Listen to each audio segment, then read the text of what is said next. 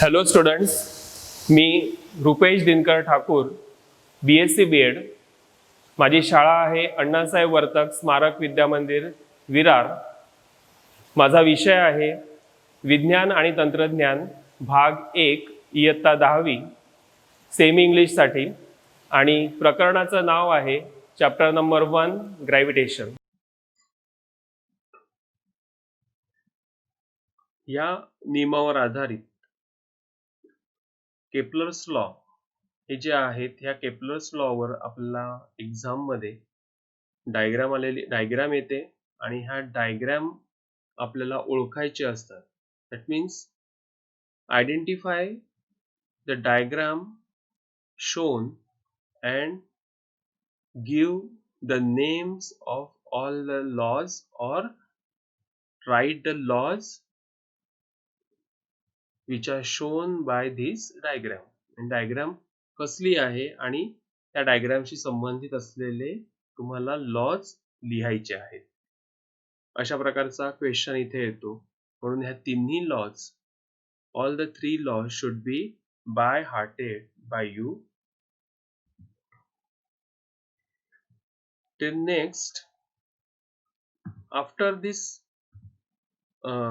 Kepler's law, some more study is done, and on this study the universal law of gravitation was stated, and this universal law of gravitation is stated by Newton. Let us see what is the universal law of gravitation. आता इथे तुमच्या लक्षात येईल की कोणतेही दोन object जर आपण घेतले, here two objects are there, m1, one object with mass m1 and other object with mass m2, then they will have some force of attraction between them, and if d is the distance between those two objects, now distance is measured from their center, and if this distance is d, then force of attraction between them, which is called as gravitational force between two objects, can be given by a formula, or can be their relation can be stated by F is directly proportional to product of their masses. That means m1 m2 and inversely proportional to square of the distance between two object, that means d square. Therefore in total we can say F is directly proportional to m1 m2 upon d square, and whenever there is a sign of proportionality there must be a constant, and therefore we can convert, or we can transform this formula as F is equal to G into m1 m2 upon d square, and this G is nothing but the constant of proportionality and is also called as universal gravitational constant. And the value of universal gravitational constant is calculated as G is equal to 6.673 into 10 raised to minus 11 Newton meter square per kg square. And this constant is universally constant. That means any object in universe, that object may be our sun and another star, that object may be sun and moon. कोणतेही object universe मधले असतील तर त्या कोणत्याही दोन object मध्ये force of attraction असतो, gravitational force असतो, आणि ते ग्रॅव्हिटेशनल फोर्स हा directly proportional to their product of masses and inversely proportional to square of distance between those two objects. आणि त्यामुळे ह्या proportion मुळे इथे कॉन्स्टंट असतो आणि तो कॉन्स्टंट म्हणजेच काय असतो, ही युनिव्हर्सल ग्रॅव्हिटेशनल कॉन्स्टंट. आता आपण पुढच्या भागाकडे वळूया. Uniform circular motion. If m is a mass of the object and v is its speed and r is the radius of the circle, then it can be shown that there must be a centripetal force. आपण हे पाहिलेलं आहे, जेव्हा एखादं object circular पाथने move होत असतं तेव्हा तिथे centripetal force असतो, and that centripetal force is equal to F, and that is equal to mv square upon r.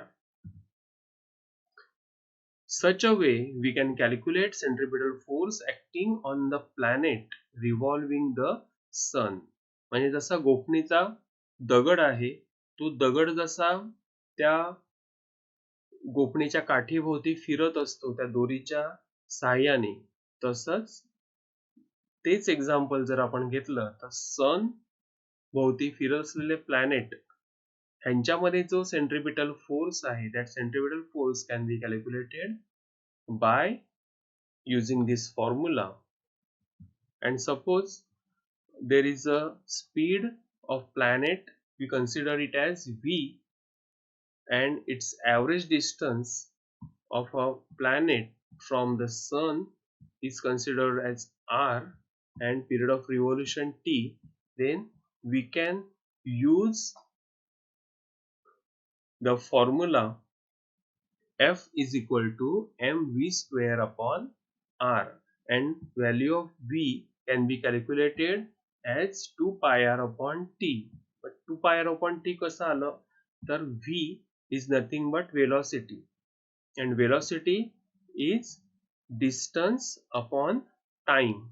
Then if we assume the circular path of planet, then its path or its distance to cover one revolution, or to take one revolution, that distance is nothing but, that distance will be nothing but 2 pi r. That means its circumference 2 pi r, and t is period of revolution. 2 pi r is nothing but circumference and t is period of revolution.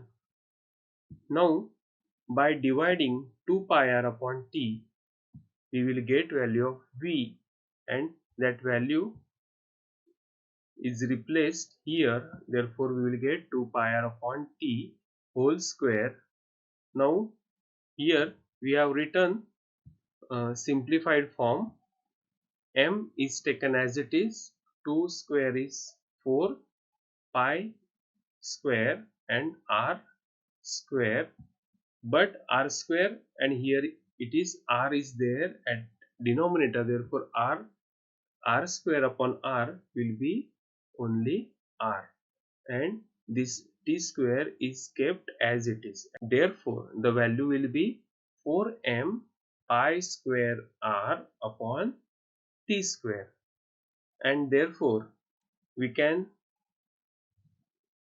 get one formula, that is F is equal to 4m pi square r upon t square. Now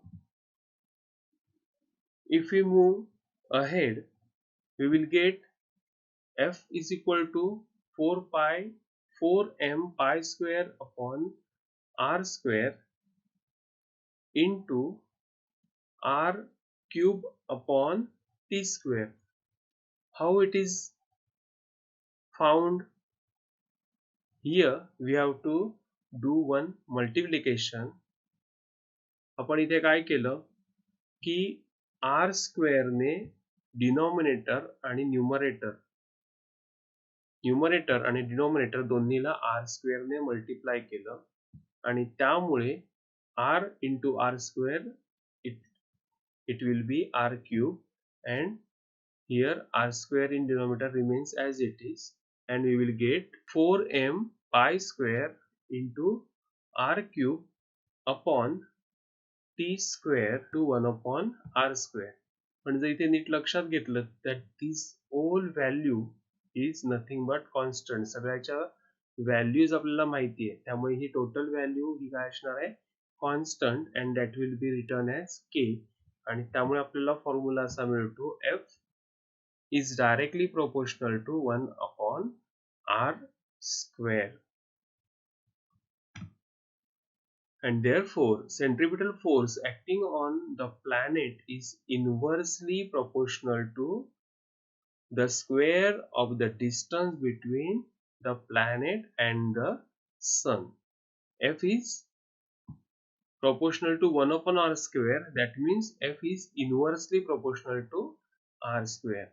म्हणजेच distance जेवढं जास्त असणार सन आणि त्या planet मधलं, तेवढा centripetal force काय असणार आहे, कमी असणार आहे. कारण सेंट्रिपिटल फोर्स वाढला, कधी वाढणार तर डिस्टन्स कमी असेल तर सेंट्रिपिटल फोर्स जास्त असणार, आणि डिस्टन्स जर वाढलं तर सेंट्रिपिटल फोर्स कमी होणार. That means they are inversely proportional to each other. Now, depending on the law of universal gravitation, we will see two simple examples. आता इथे लक्षात घ्या की जर प्रत्येक ऑब्जेक्टच्या मध्ये दोन ऑब्जेक्ट जर घेतले तर प्रत्येक ऑब्जेक्ट मध्ये जर ग्रॅव्हिटेशनल ऍक्सिलरेशन ग्रॅव्हिटेशनल अट्रॅक्शन असेल तर ते ऑब्जेक्ट एकमेकांकडे खेचले जाणारच आहेत. मग इथे एक प्रश्न येतो की जर आपण दोन विद्यार्थी असतील आणि त्यांच्यामध्ये सुद्धा काय असू शकतं, ग्रॅव्हिटेशनल ऍक्सिलरेशन. बघूया, त्यावरच आधारित एक उदाहरण दिलेलं आहे. Example 1, Mahendra and Virat are sitting at a distance of 1 meter from each other. Their masses are 75 kg and 80 kg respectively. What is the gravitational force between them? म्हणजेच त्या दोघांमध्ये ग्रॅव्हिटेशनल फोर्स किती असेल जर ते 1 मीटर डिस्टन्सवर एकमेकांपासून असतील. What is given here?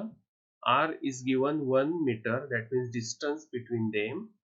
Then M1, which is mass of Mahendra, 75, M2, mass of Virat, 80 kg, and G is known, it is given, it is gravitational constant, universal gravitational constant. All the values are given, so we can use the formula F is equal to G into M1 M2 upon R square. If we substitute all the value, we will get 6.67 into 10 raised to minus 11 into 75 into 80 upon r square is 1 square, and if we solve this multiplication we will get 4.002 into 10 raised to minus 7 Newton. आता इथे लक्षात घ्या, the value of gravitational force is 10 raised to minus 7 Newton. म्हणजे किती minute, किती small force आहे. This is a very small force, आणि त्यामुळे तो फोर्स ते विराट आणि महेंद्र ह्याच्यावर काही जास्त ऍक्शन घेऊ शकत नाही. कारण ते जर बेंचवर बसलेले असतील तर बेंच आणि त्यांची बॉडी ह्याच्यामध्ये जे फ्रिक्शन असणार आहे ते फ्रिक्शन इतकं असेल जास्त की त्याच्यामुळे त्याच्या पुढे हा फोर्स एकदम कमी असेल, and that will be negligible, आणि त्यामुळे ते एकमेकांकडे खेचले जात नाहीत. म्हणजे जर आपण असा विचार केला की जर त्यांच्यामध्ये फोर्स आहे तर एकमेकांवर ते आदळत का नाही, तर का आदळत नाही, तर तो फोर्स इतका छोटा आहे की त्या फोर्सचा काही इफेक्टच होत नाही. म्हणूनच आपल्या सर्वांमध्ये सुद्धा ग्रॅव्हिटेशनल ऍक्सिलरेशन असतं, ग्रॅव्हिटेशनल फोर्स असतो, तरी सुद्धा आपण एकमेकांना चिकटत नाही किंवा एकमेकांवर आदळत नाही, कारण the value of that force is negligible. Now let us see another example.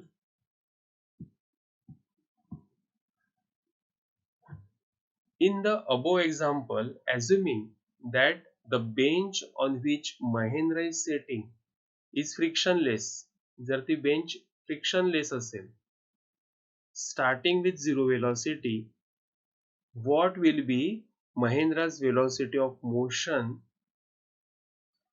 towards Virat after 1 second? Will this velocity change with time and how? म्हणजेच जर आपण असं ॲझ्युम केलं की त्या बेंचमध्ये ही बेंच जी आहे ही फ्रिक्शनलेस आहे, म्हणजे फ्रिक्शन नाहीये, तर तो मूव्ह कसा होणार? म्हणजे महेंद्र विराटकडे जर मूव्ह होत असेल तर तो किती वेलॉसिटीने मूव्ह होईल आपण पाहूया. फोर्स ऑफ महेंद्र इज आपण इथे काढलेला आहे 4.002 into 10⁻⁷ Newton. Mahendra's mass is m is 75 kilogram, and according to Newton's second law we can calculate acceleration a is equal to f upon m. आपल्याला फॉर्म्युला माहिती आहे f is equal to m into a, तो modify केला आणि इथे a is equal to f upon m, which is equal to 4.002 into 10⁻⁷ upon 75, and we will get the value 5.34 into 10⁻⁷ meter per second square. आपल्याला a ची value मिळाली. आता आपल्याला find out करायचे आहे v, velocity. Now we will use Newton's first equation of motion, that is v is equal to u plus at. As Mahendra is sitting on the bench, his initial velocity is 0, that means u is 0. Now a we have calculated here 5.34 into 10⁻⁹. V can be calculated as v is equal to 0 plus 5.34 into 10⁻⁹ into 1 meter per second. The value of this is 5.34 into 10⁻⁹ meter per second. 10⁻⁻9 meter per second. That means it is extremely small value. Assuming the bench to be frictionless, we will get v is equal to 0 plus 5.34 into 10⁻⁻9 into 1 meter per second. We have just put the values of u, which is initial velocity, a, which is acceleration, and t, the time, and we will get the value v is equal to 5.34 into 10⁻⁹ meter per second. That means after 1 second the velocity of Mahendra's velocity will be 5.34 into 10⁻⁹ meter per second, and this is an extremely small velocity.